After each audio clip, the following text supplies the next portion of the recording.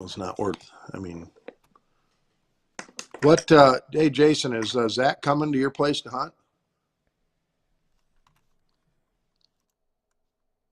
I think he's frozen up. Hang on. Okay, Rick. We got 4 minutes. All right. What about Jason? Where's he at? No, he froze. He's gonna have to call back in. Probably dropped the call.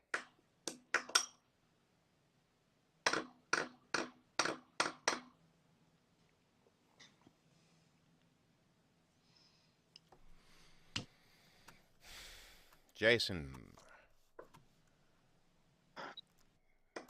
Jason, are you there? I can hear you fine. Okay. Yeah, your Yes, video's I'm here. frozen.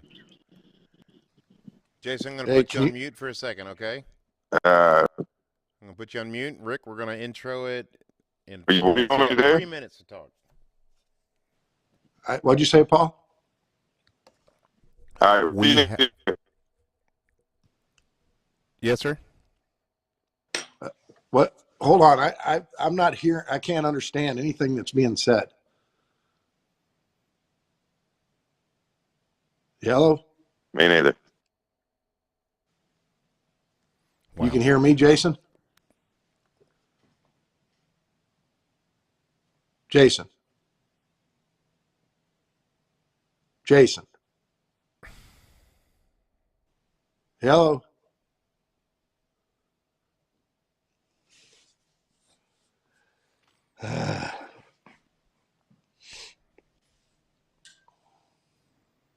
Yeah, I don't know if he's on. I don't, yeah, and you're not hearing me either, I don't think, when I'm talking. I hear both of you. Oh, well, you weren't answering me. I was asking you several questions a second ago and no answers. Well, I quieted down because Jason was trying to talk, and then I think he fell off the call.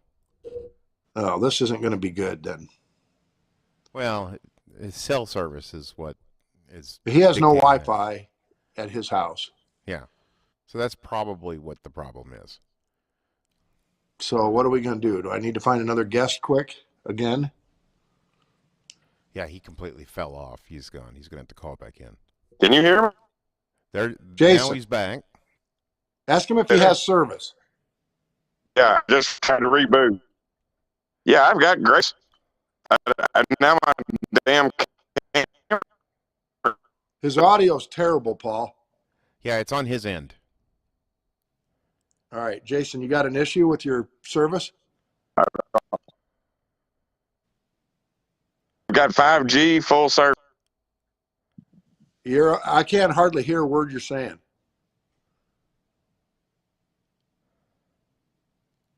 Yeah, it's on his end. Yeah. Is he gone again? Yeah. All right. What do I need to find another guest? If you want to.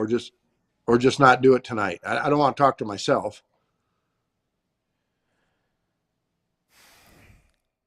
I know you don't want to do it, so I mean, if we can't get him on the line. I mean, I can do whatever, but I can't talk to myself for a half hour. Right? No, I mean, I can't fix his connection. Right? No, I understand that. Gosh dang it! I tell you what. Can I, Jason? Jason? Yes. Your service must not be working right. I have no idea. Like I say, I've got full 5G and all my bars are up. I don't know what else I can do. He's running again. All right. Have you been dropping the calls though? Have they been dropping? No, y'all couldn't hear me. I could hear you all fine, but y'all couldn't hear me, so I called back like 3 times. It's a connection issue on your end, Jason, unfortunately. But we can live with it as long as you stay on like this. All right. So you're on right now, Jason? I am for now.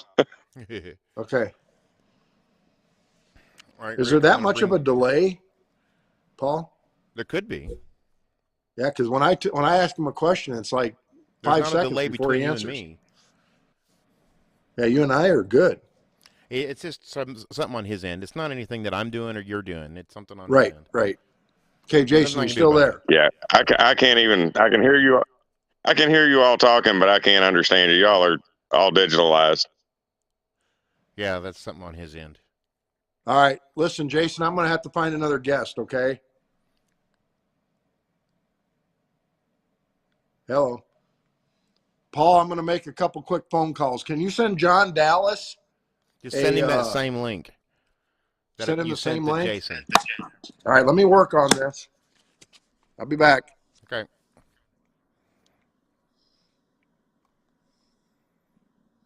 Sorry, Jason. Maybe I'll call Edwin. Let me see if Jason, if you could go ahead and hang up and just delete the call, and we'll let somebody else call in. That's fine. Don't worry about it. I appreciate I appreciate your effort.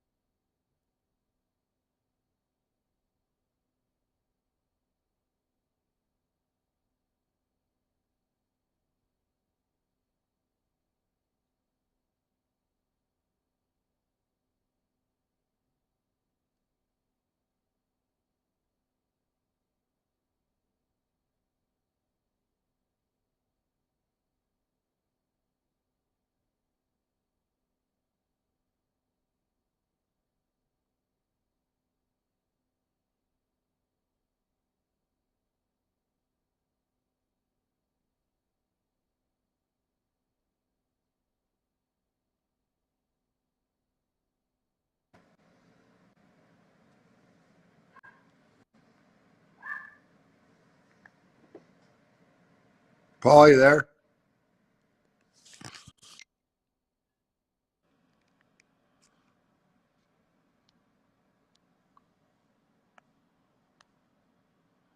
What a shit show.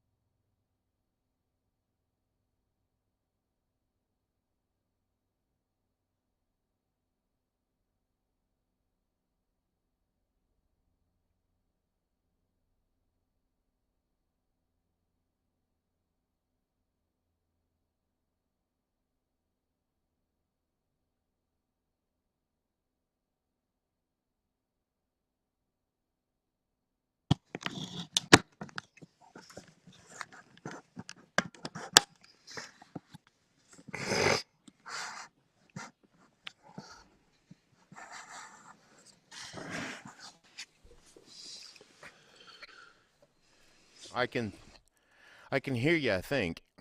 Yeah, I'm here. I just don't have any video. Your video may be Oh. turned off. My video? Yeah. It says it's on. Yeah, it says it's on. I'm not getting any video from you. I can see my face and stuff. I got the video camera up in the corner. If I touch it, it says turn video off, and I don't want to turn it off. Turn it off, turn it back on. See what happens. See.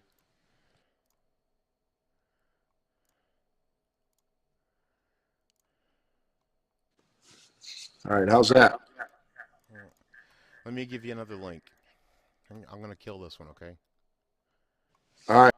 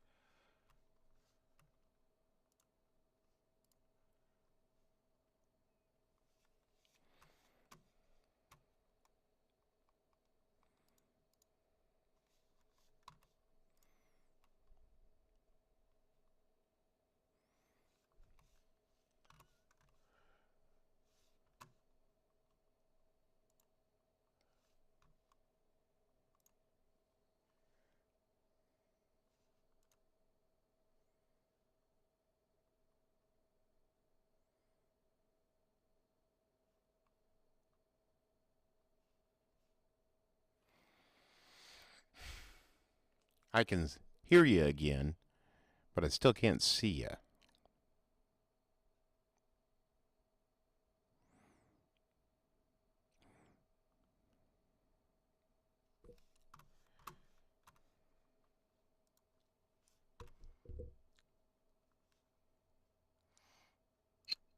How about now? Check. No. VMix. Let's Yeah, see. vMix.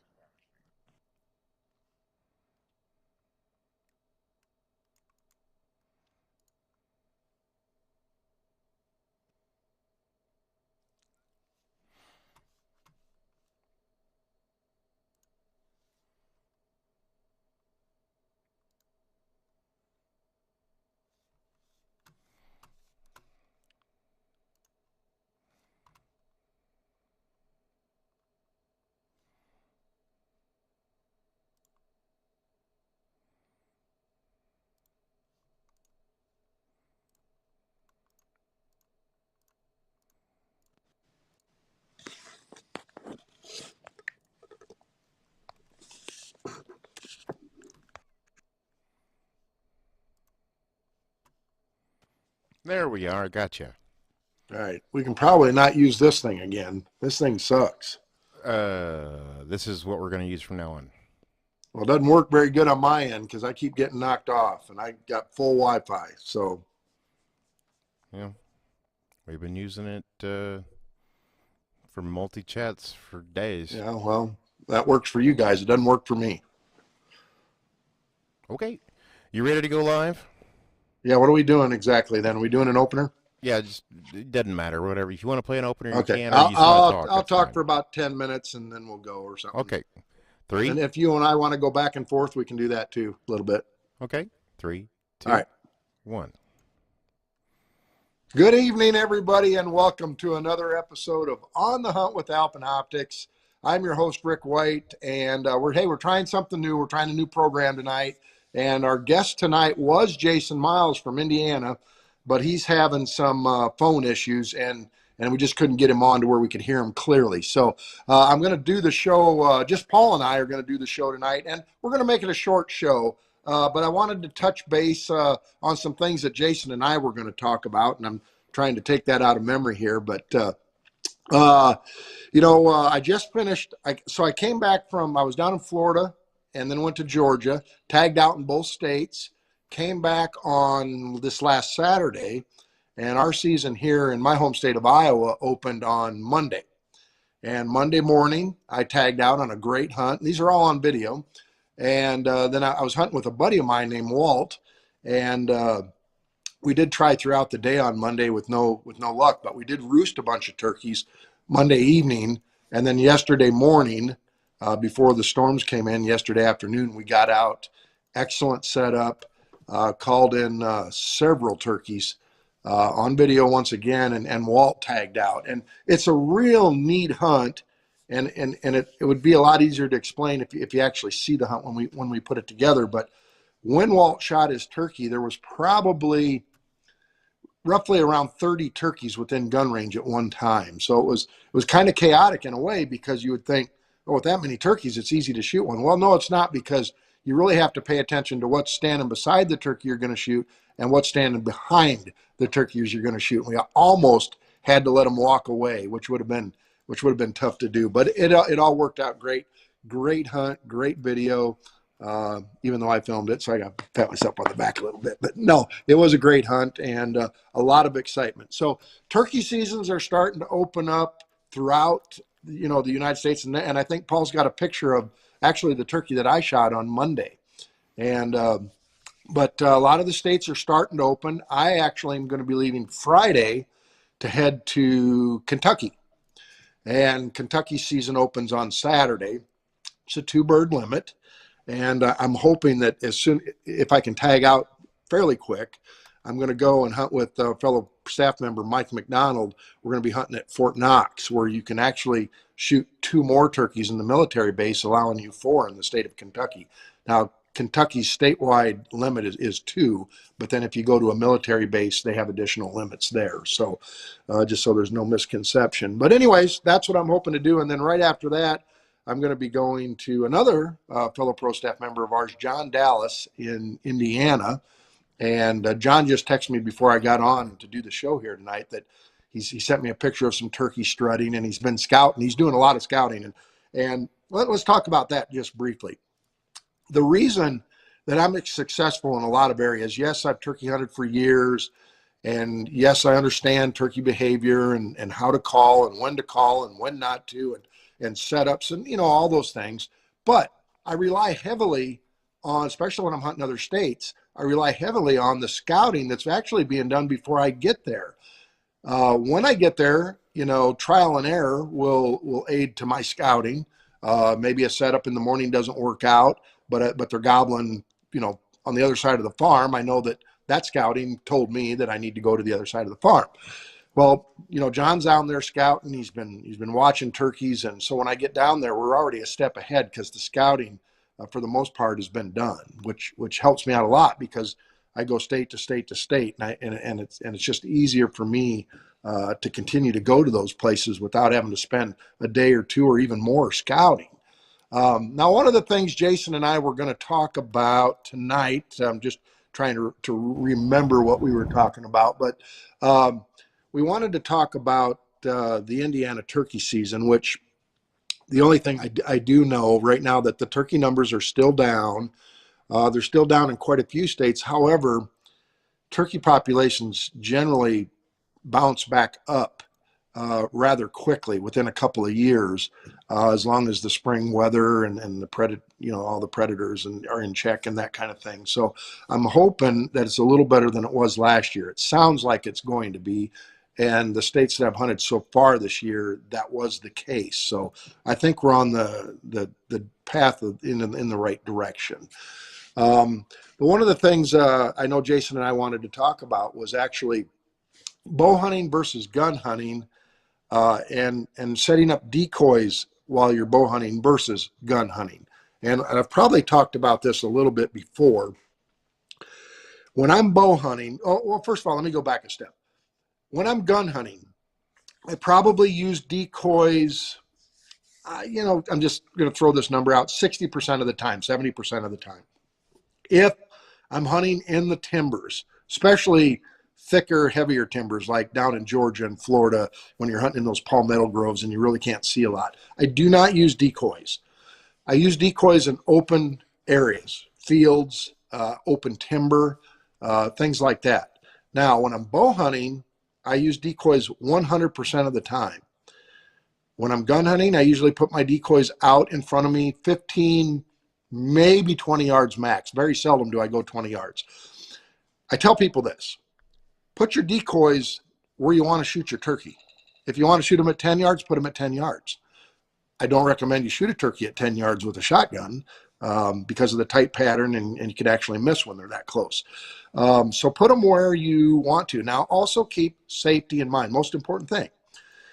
The only issue you could have with a hunter that maybe sneaks in, whether you're hunting public ground, which, a lot of you may, or on private ground, even private ground, people have snuck in on me.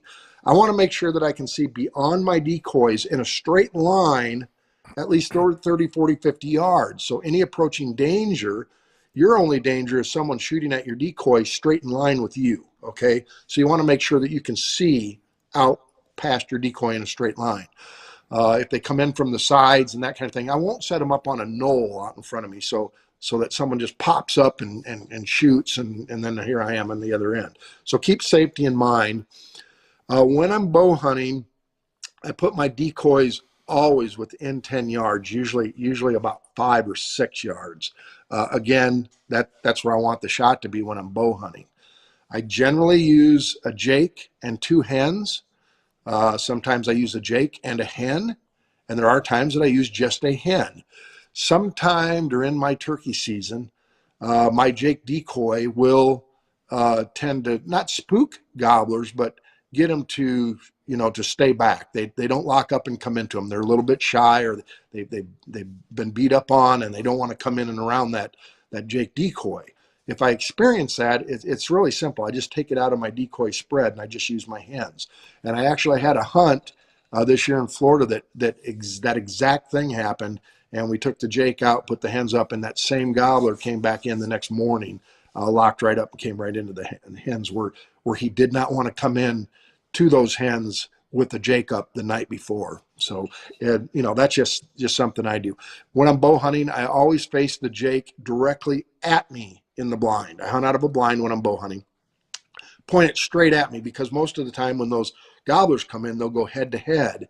And it allows me, basically I'll have a gobbler less than 10 yards looking straight away from me, allowing me to draw my bow and get the shot. So, Paul, do we have, and if anybody's out there, because I'm kind of doing this show, I'm winging it by myself tonight, I'd love to answer some questions. Do we have any questions or comments? If we do, please post them right away. And I know Paul's on the other end, and he can direct those questions to me, and I'll try to answer them the best I can. But how are we doing so far, Paul? We're doing okay. We have everybody says they can hear us and they can see you. Yeah, well, Paul's he's got a new program, and it was a little bit trying to get on and figure it out, but I think now mine's working fine, and I think I've got it all figured out. So we may be going to this program,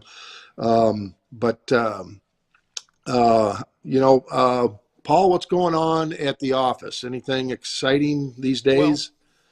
Well, we've got the new range finders and things like that that are coming out, and the thermal imaging is going to be something that we maybe have something really cool to offer. Yeah, I know that I've seen the prototype. So those that you probably haven't heard this yet, and if you've been to any of the dealer shows, we talked about it a little bit. But we do have thermal scopes and night vision coming out this next year, and it is phenomenal. I've seen it. It's great. We've also got a new pair of binoculars with a rangefinder in it. And they may be in stock, Paul. I'm not sure. I thought I heard maybe they were. But, I'm not sure. I'm not on that side of things. So what I do know is that I saw the German, because the Germans are really interested in what we're doing at Alpen. And the Germans are, I saw their stuff for their catalog, and it's like, wow, that's really cool looking stuff. And I haven't, the prototypes are actually in the office just down the hall from me, but I'm not sure I'm allowed to look at them. Am I there still? Yeah, you're still here. Hello? Rick? Hello? Can you hear me?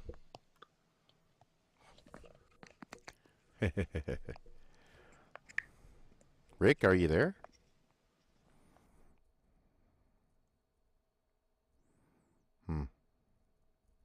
Well, anyway, I appreciate you guys watching. We're going to just go ahead and say goodnight. And if you have any questions or anything that you guys want to talk about, just let me know in the comments, and we can get an answer for you eventually. How about that? All right.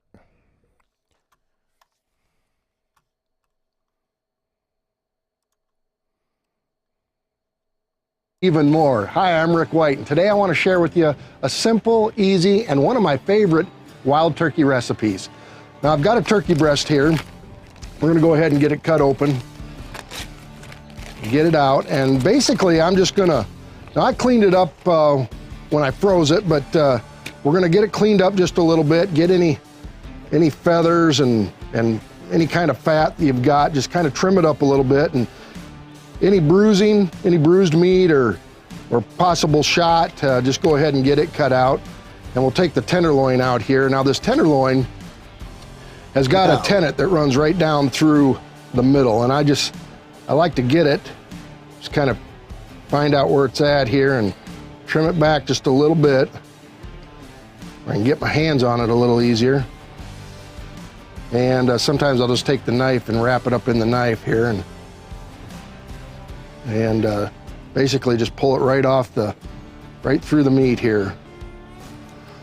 And that's pretty tough to eat there, so we'll set it off to the side, and we've got the tenderloin here, and like I said, we're just gonna get this cleaned up. Any of this excess skin off, a little bit of fat here.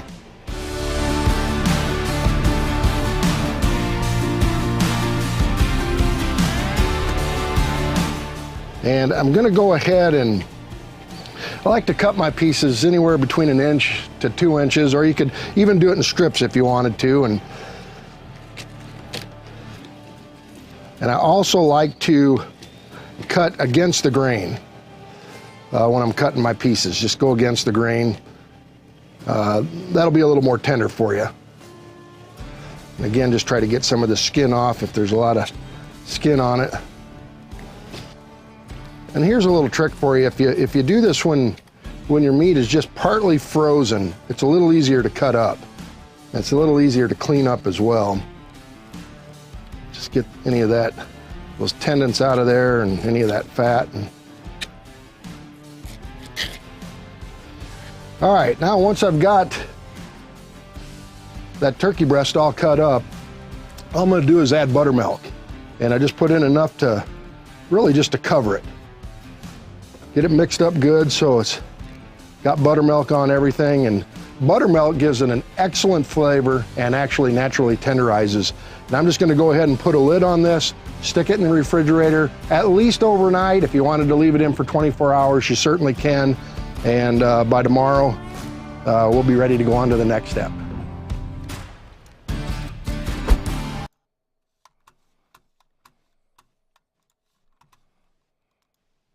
So, Rick, yes, I see you're back on.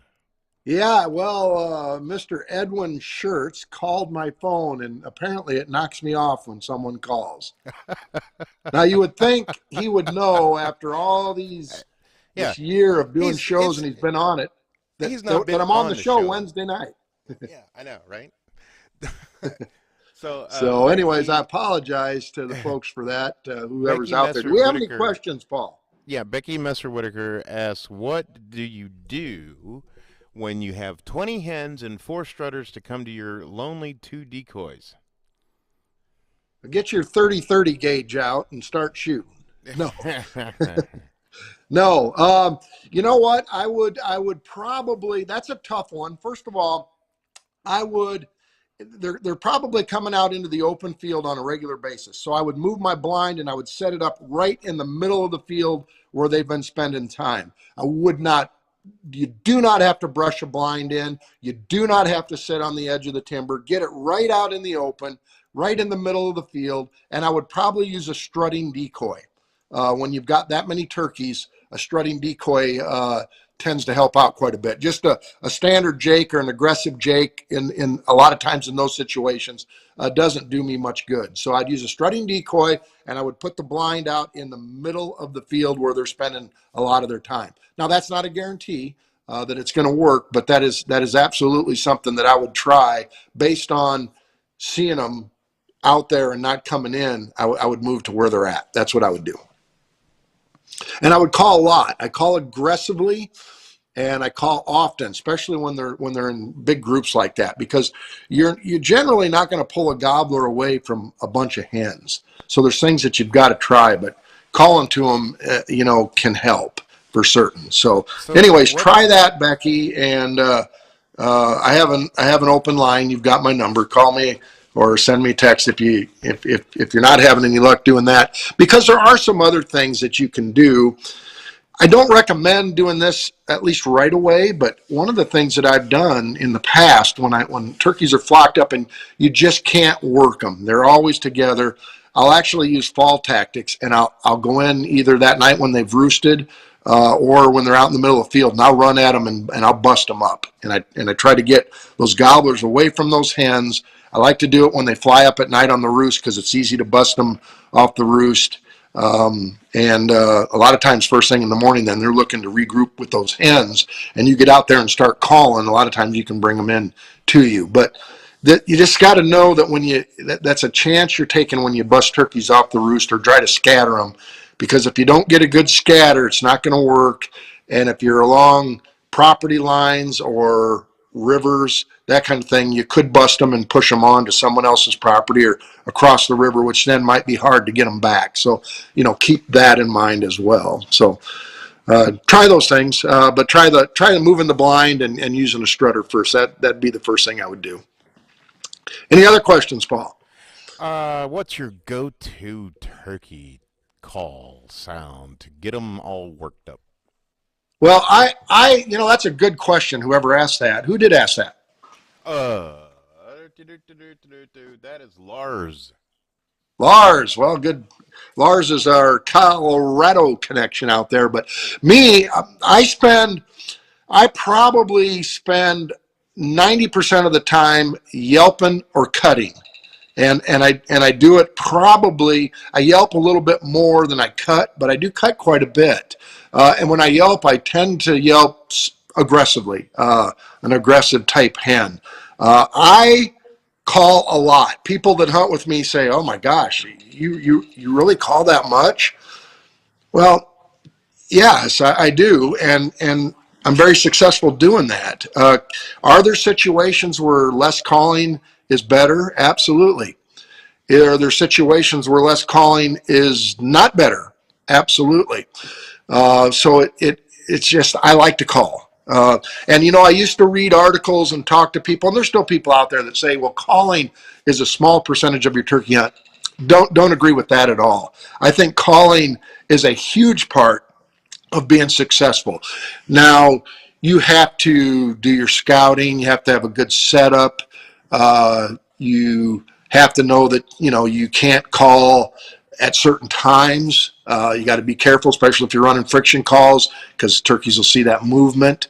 But not very often can I actually say that I wasn't successful because I was calling too much. And I can say a lot more with confidence that I'm successful because I do call a lot. And that's just me. And I've got lots of other friends and big turkey hunters that call a lot too. So I think that some people out there will agree with what I said and some won't, and but that's what works for me.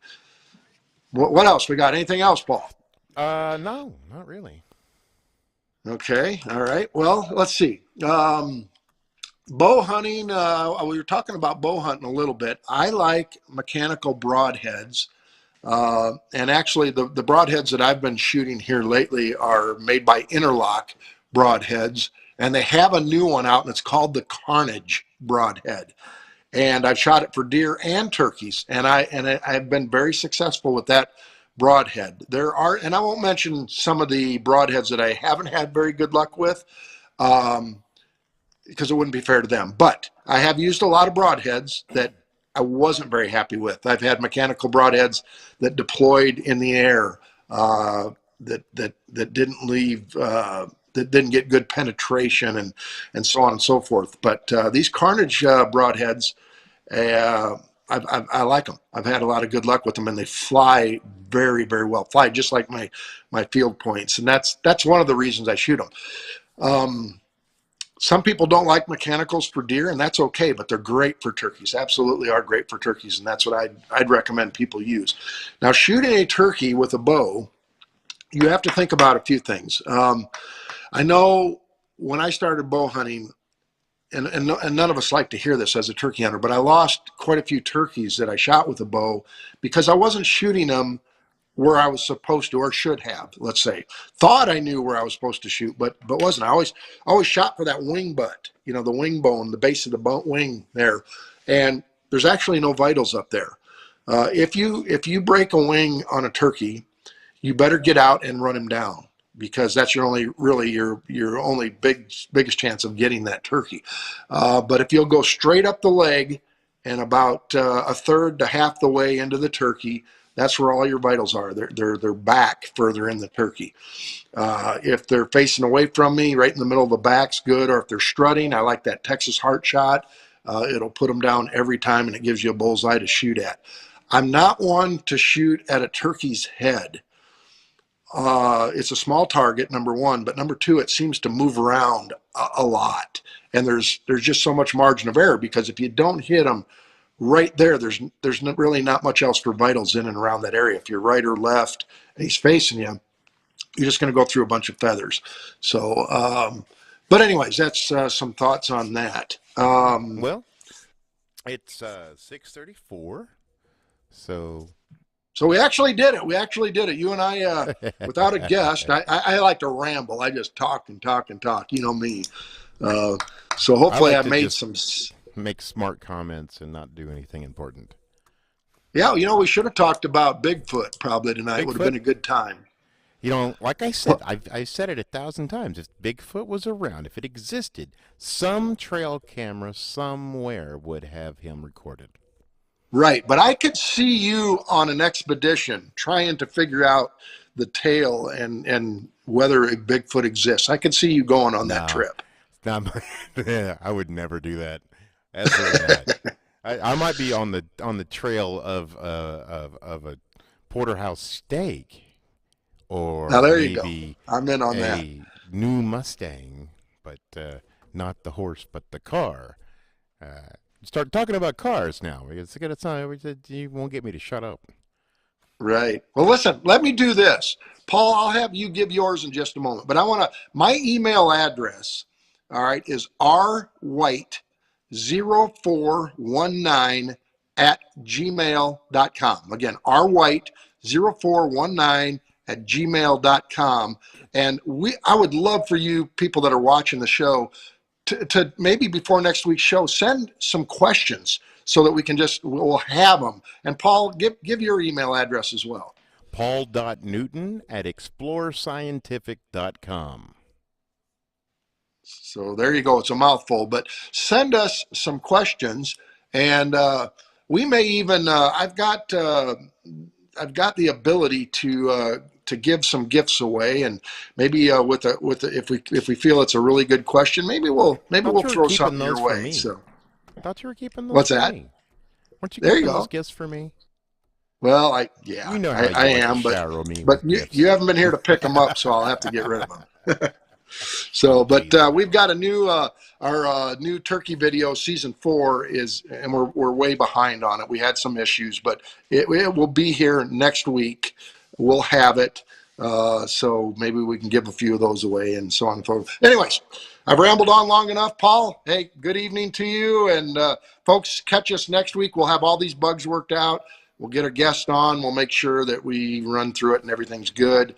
Next week, 6 to 6:30, I will be in Kentucky. I look forward to talking to you then. We'll see you next week on The Hunt with Alpine Optics. Good night, everybody.